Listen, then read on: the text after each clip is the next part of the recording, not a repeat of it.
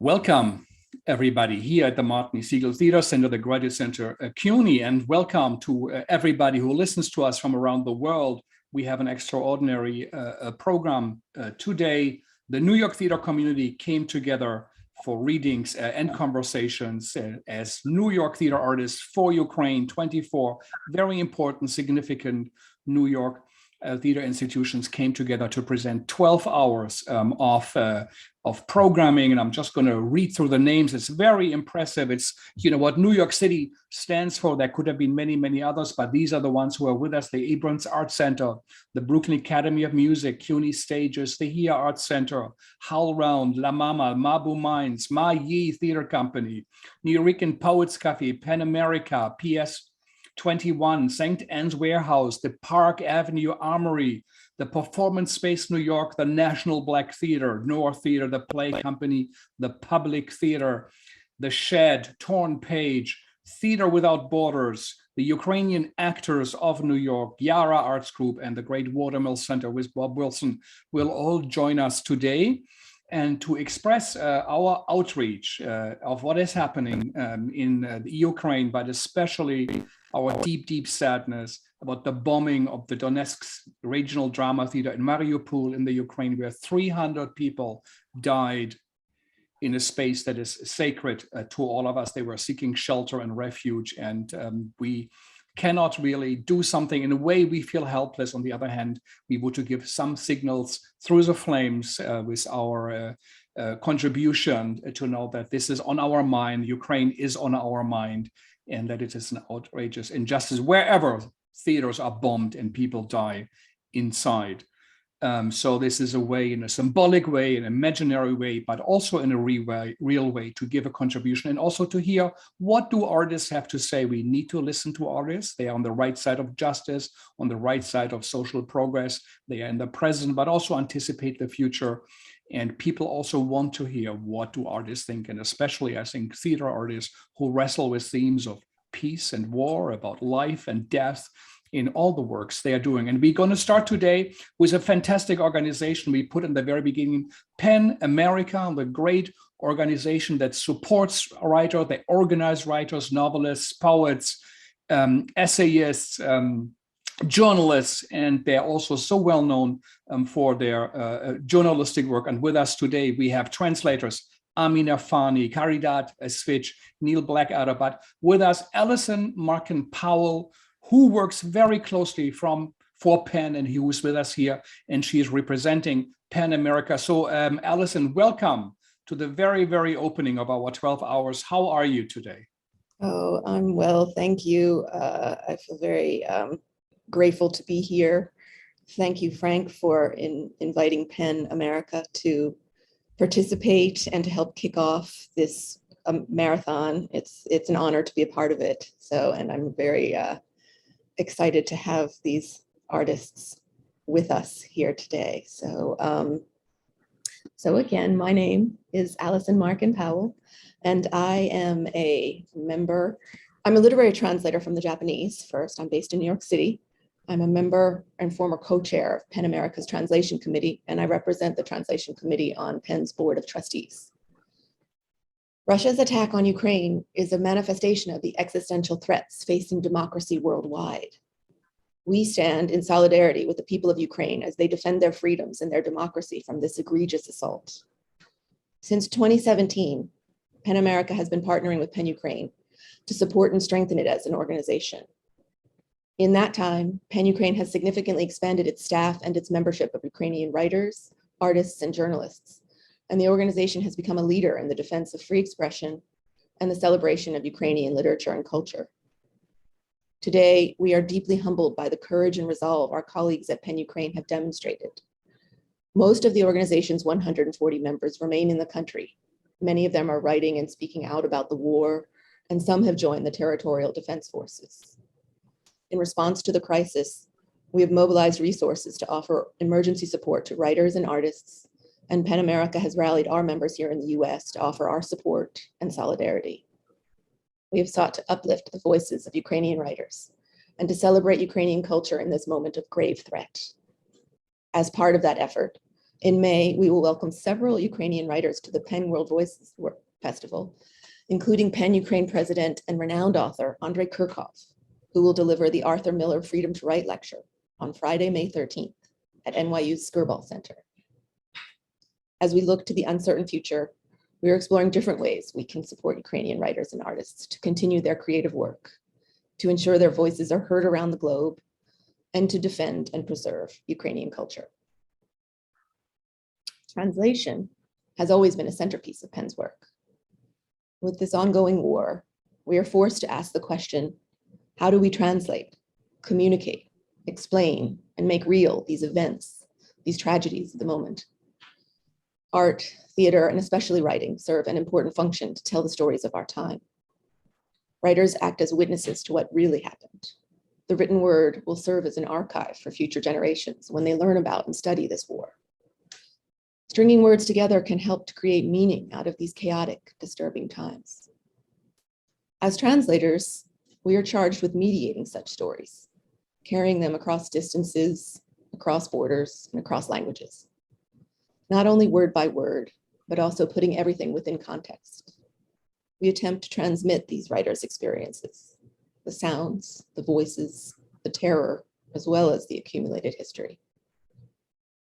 We are fortunate to have with us today several extremely talented and accomplished theater translators, artists themselves, who will share short excerpts from their work. Some of these relate to the situation intellectuals and artists find themselves in during wartime, or they are about a moment in the life of someone in wartime, or they refer to the questions we all ask ourselves about the impossibilities of comprehending the magnitude of war. I'd like to thank Frank Hentschker once again for inviting us to participate in this event, and I'd like to introduce Neil Blackadder, who translates drama and prose from German and French. His play translations have been presented at many New York venues, including the Segal Center, the Cherry, and the Austrian Cultural Forum. Thanks, Allison, and I too am very pleased and honored to have been invited to be part of this. I'm from England myself, and have spent time in Germany and France, and I very much believe in the idea of Europe, and am appalled by this assault that's taking place on Europe, on its eastern edge. I'm going to read a short excerpt from a play by the Austrian writer Ewald Palmertshofer. The play is called Die Unverheiratete, The Unmarried Woman, which premiered in Vienna in 2014. It's a complicated play in terms of its storytelling, but at the very end of the script, there's a note that reads as follows. In April 1945, a few days before the end of the Nazi dictatorship, a 20-year-old soldier from Upper Austria, who had been denounced as a deserter, was sentenced to death and executed. So this play explores how war disrupts moral issues among people, such as responsibility, loyalty, and betrayal, the kind of thing that's happening right now in Ukraine, especially with the complex relationship between Ukraine and Russia. The play focuses on the woman who denounced the young man, who is now old. She's spent many years in prison. She's the one who overheard the young man on the phone, apparently telling his father he wanted to desert. And a lot of the play involves a chorus who are sort of reconstructing in the courtroom what happened and what the accused said. So the excerpt I'm going to read includes a short speech by the accused woman and then the chorus. Those were my orders from the section leader. I told him one of them wanted to stay. That was the law. Just one night and no longer. Then, just as my commission requires, I reported it the next day.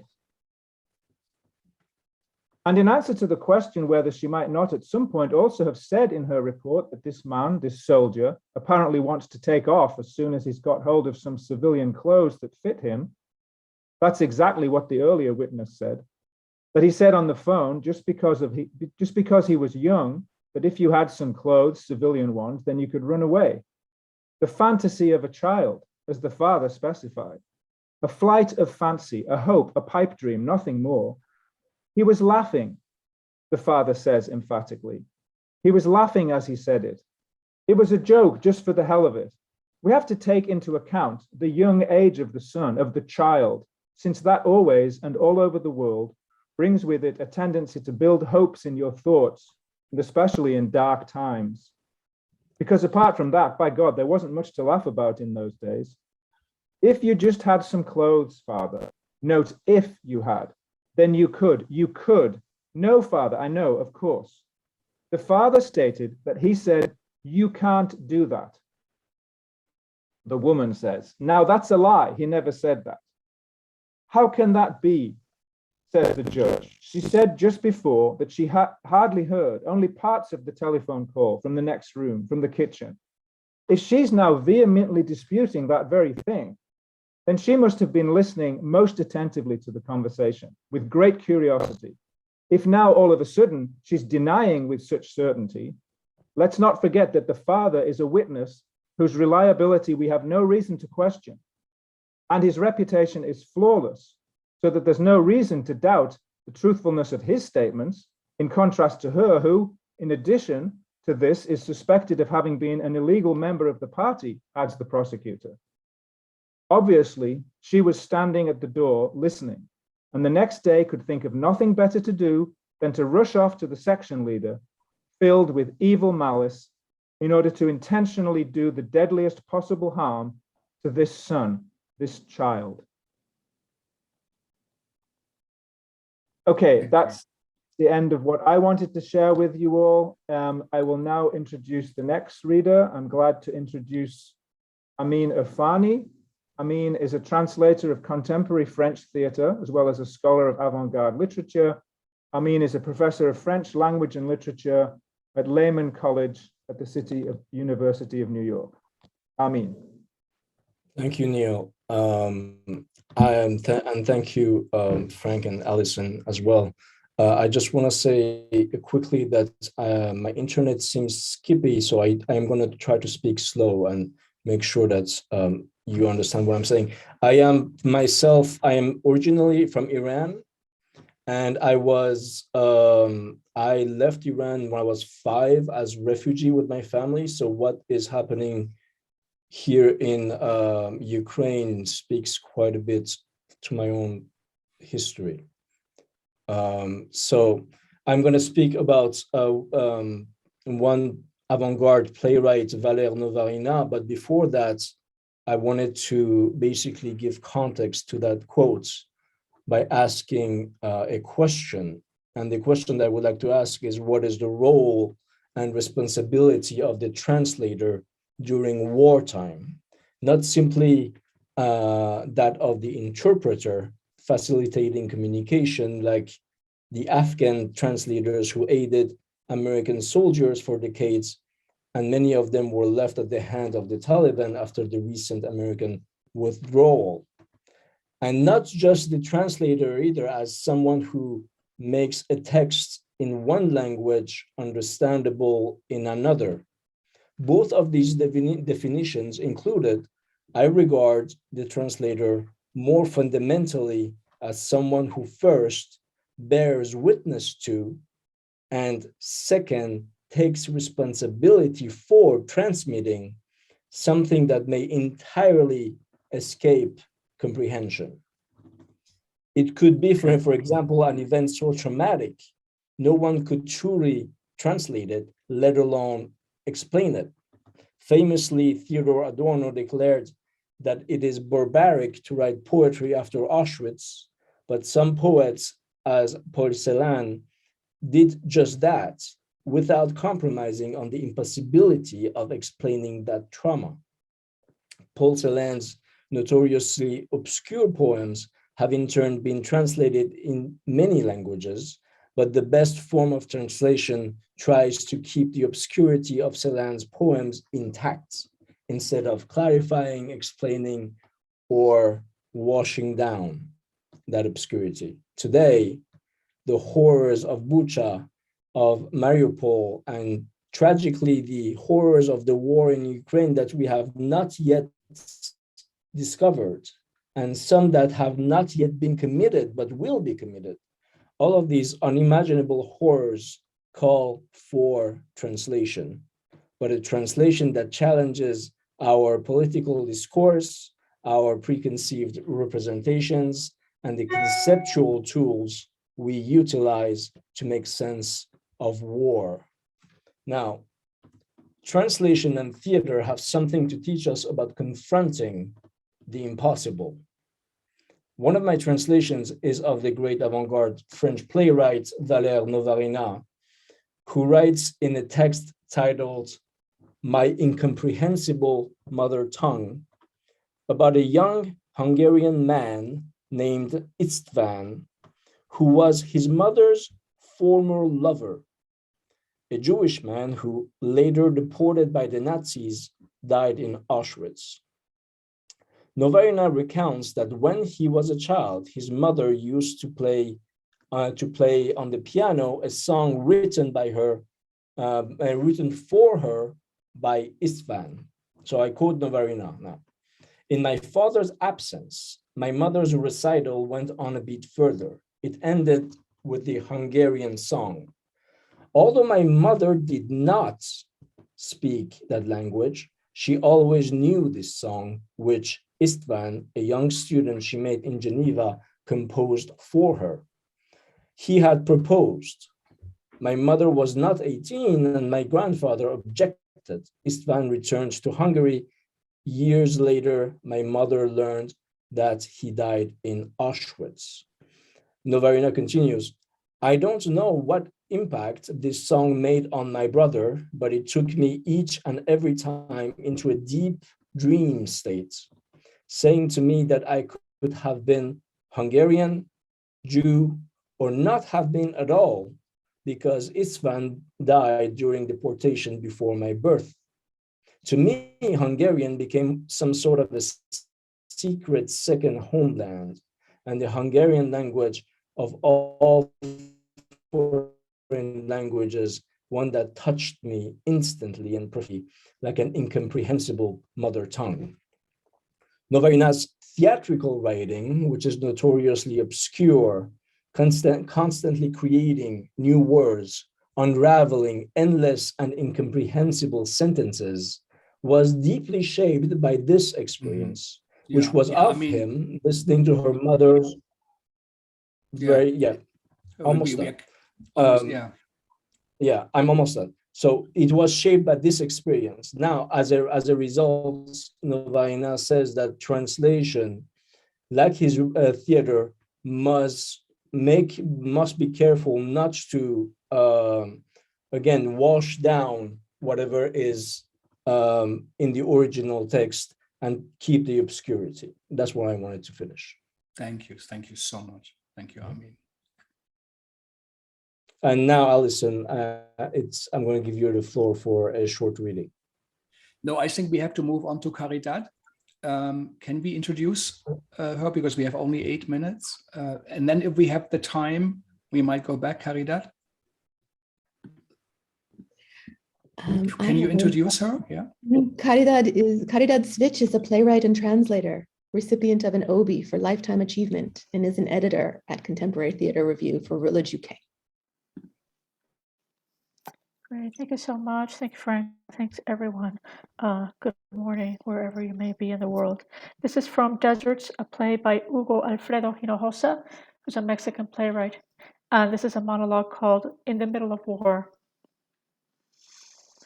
I hide and wait in this hole in the earth like all that time back there in that trailer. My superiors told me to wait here without uttering a single word, without letting so much out as a sigh at this hour of the day, when up there's not a sign of truce, only blasts of lightning that leave behind them pale thunder. I'm hungry, a kind of hunger now that there's nothing to eat in this place, no drinks, not even, maybe some saliva? I'm on reserve. After days of endless darkness, my radio doesn't give me orders, at least it doesn't transmit anything, only to wait.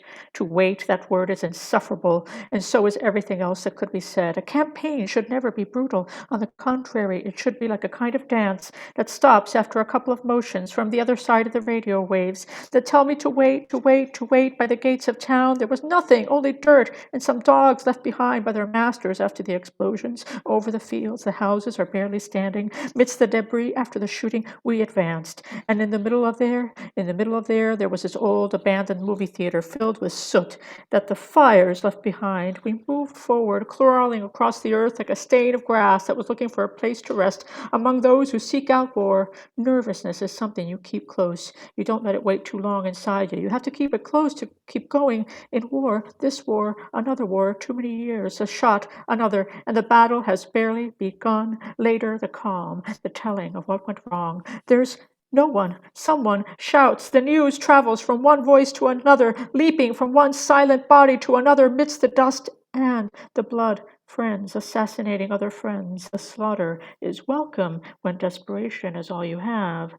The movie theater barely let the gunshots caress it. We walked in when it was all over and picked up the bodies of our friends, dragged them inside. A short woman with brown skin came upon us and asked us for water. Nobody paid attention to her. She looked like a phantom in this world. And that's from Deserts by Hugo Alfredo Hinojosa. Thank you very much. We have, a couple of minutes. Allison, I don't know if you want to read from your thoughts or speak about yourself. What is it about translation and translating in a time of war? Well, yes. I was going to read from an excerpt. I can perhaps shorten it. Elena Munzer is a writer and translator who's based in Beirut, and she has written an essay called War in Translation that I personally find to be, it's just astonishing in the way that it articulates so well the experience of and the challenges involved in translating war and trauma. This was inspired by work she did translating stories from Arabic to English for the Damascus Bureau. These were testimonies by women who were fleeing the war in Syria.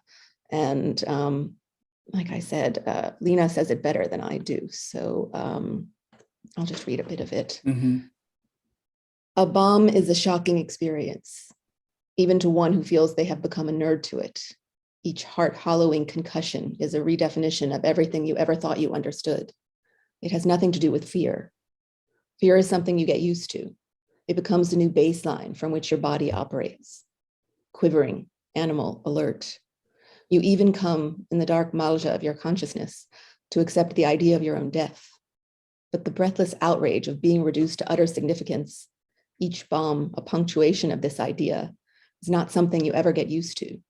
For it is not merely your interiority that is threatened with annihilation, but the entire surrounding world that grounds it in meaning.